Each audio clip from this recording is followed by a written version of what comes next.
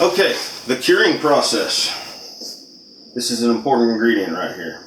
Preg powder number 1. Make sure you use number 1 and not number 2 if you're doing a wet cure like what we're going to do here. Now there's some people out there right now going, oh man, don't put that in there, that's poison. Stop it.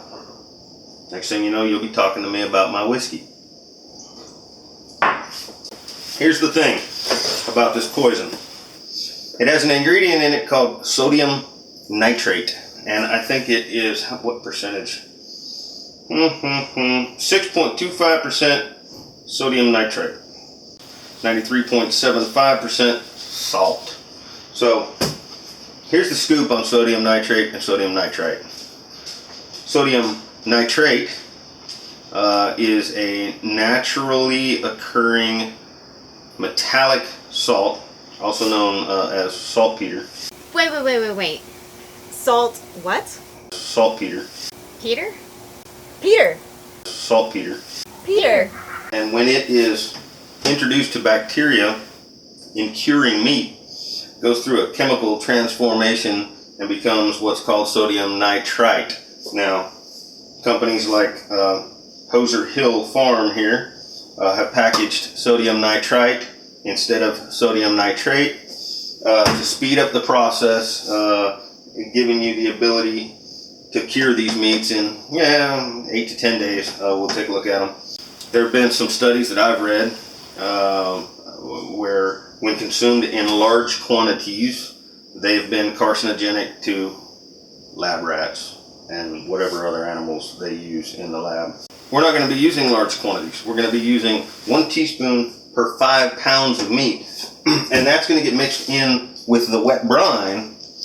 So some percentage of it is going to permeate into the meat, and then the brine goes away, and the meat goes through the smoking process after that. So there's very little actually that makes it into the meat. Now, if you don't want to consume sodium nitrite or sodium nitrate, then you don't have to eat bacon or ham.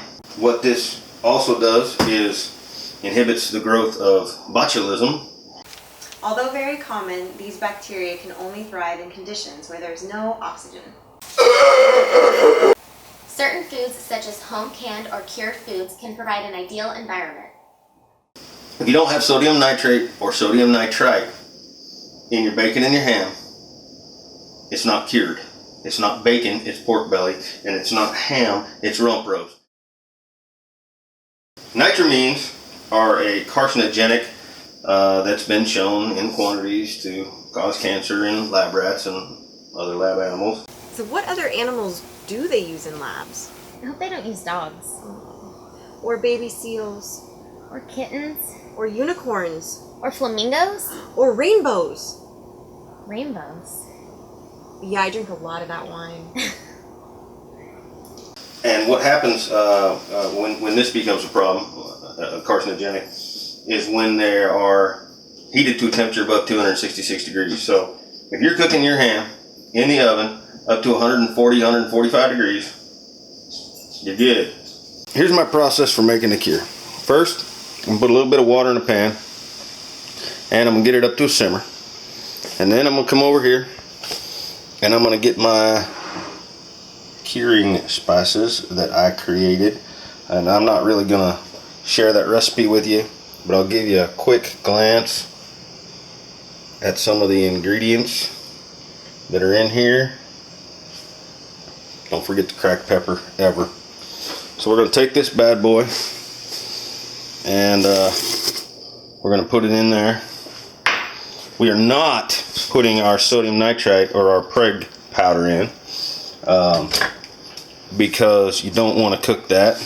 So this is all the other spices.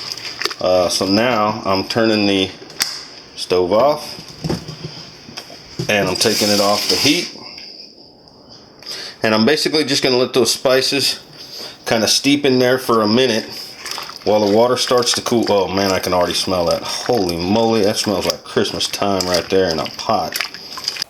Christmas! Now this is cooled off for just a couple of minutes, so I've allowed those spices to kind of cook into the water. I'm just adding a couple of cups of cool water here because I want the temperature of this to come down a little bit, I'm going to add a bowl of ice. We want to add our Nitrate powder to cool water. Not only that, but we don't want to dump warm water in on top of our meat. Okay, I've got 17.6 pounds of meat here in this first tub. So I'm going to add, I lost my teaspoon. I took it off of here and I can't find it anywhere. So I'm working with a half a teaspoon. So I'm going to do 7 half a teaspoons. 1, 2, 3. Make sure it's level. 4, 5, 6, 7. I wish I could do the counts voice. 1, 2, 3, 4, 5, 6, 7. 7 scoops. Take this brine and I'm going to dump it right in here on top of this meat. Now we got to get all that out of there.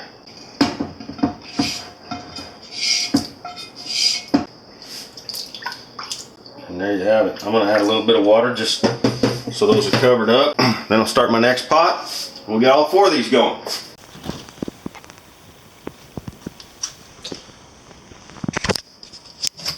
So what do we got here? Our bacon, pork bellies, brining. Our hams are down there brining. This thing's been holding real nice at 38, 39 degrees, just under 40.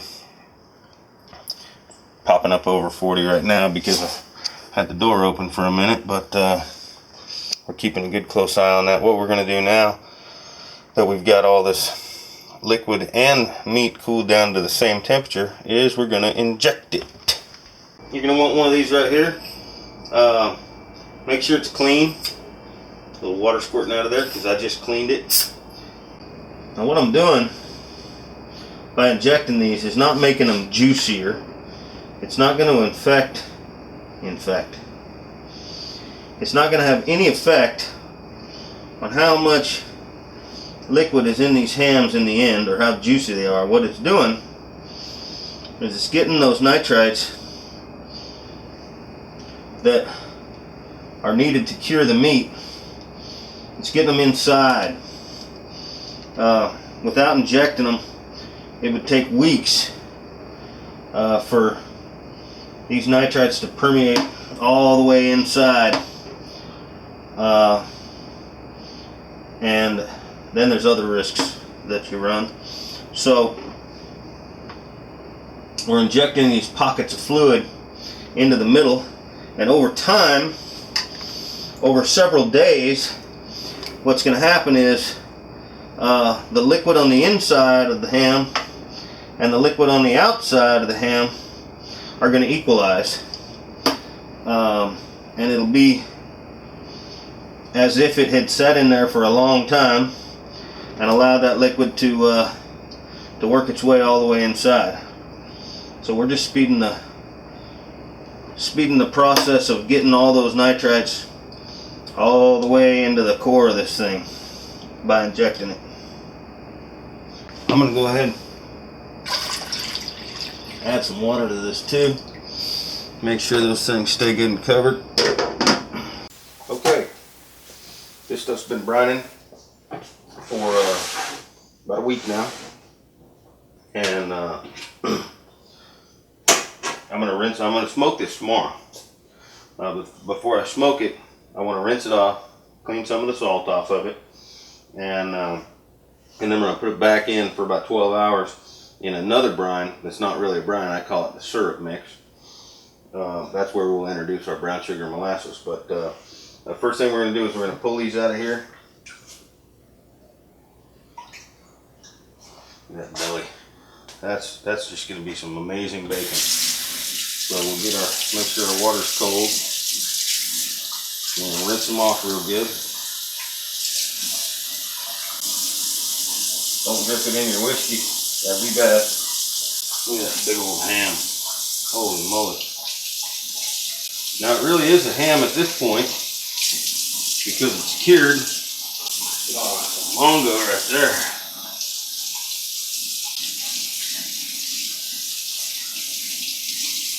I'm gonna let those kind of drip out a little bit.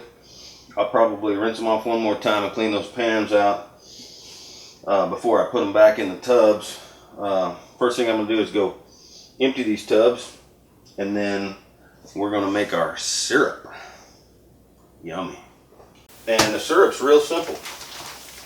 I'm gonna use 4 pounds of brown sugar, and I'm gonna use about half a whiskey glass of molasses. And it's gonna go something like this.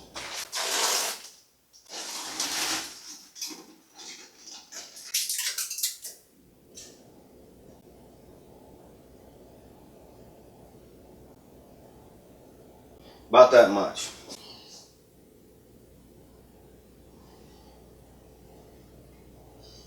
Now I got some warm water here. Add that in. Turn the heat on just a little bit.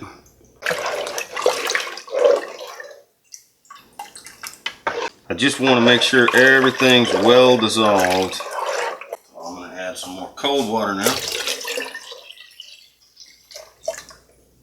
Put a layer of that on there before we put the next belly down.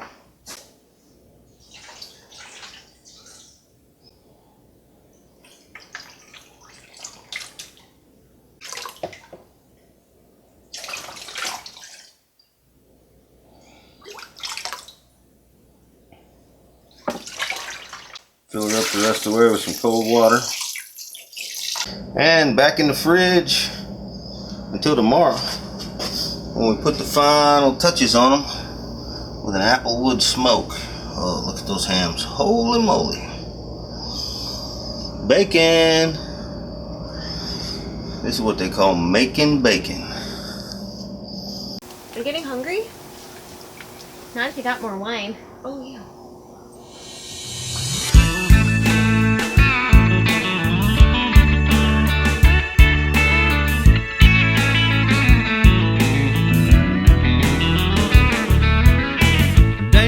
In the 8th grade, blue eyes and a pretty face. She never knew 'cause I couldn't say, and that's a damn shame. Sitting there on that high-wassy bridge, everybody jumped, but I never did. I didn't get the girl at Tennessee summer night. It's alright, 'cause this is the life that I live, taking each day for all it'll give. 'Cause times I've hit and times I've missed, but I never lost. I won't quit. So there you have it. 3 really big, nice hams. 1 good medium-sized ham, 2 small hams, and 4 big slabs of bacon, pork belly. It's gonna be bacon. I'm just letting them kind of drain off, and we're gonna pat them dry, and then we'll get them on the grill here in a little while, and get the smoke going, and finish them off. Whew, look at that ham. So what'd you think? It's not gonna be getting an Oscar anytime soon. True. So what do you want to do now? Drink some wine, eat some bacon. I like that plan. Do you think they go together? Bacon, wine? You can always try. Bacon goes with everything. Good point. I'm on it. But first, the wine. Cheers. Hey, if you haven't subscribed to our YouTube channel yet, make sure you do. We look forward to your comments. Hey, and if there's a video that you want us to shoot about a particular farm topic, leave us a comment and let us know. We'd like to make it for you. Oh, in this life that I live.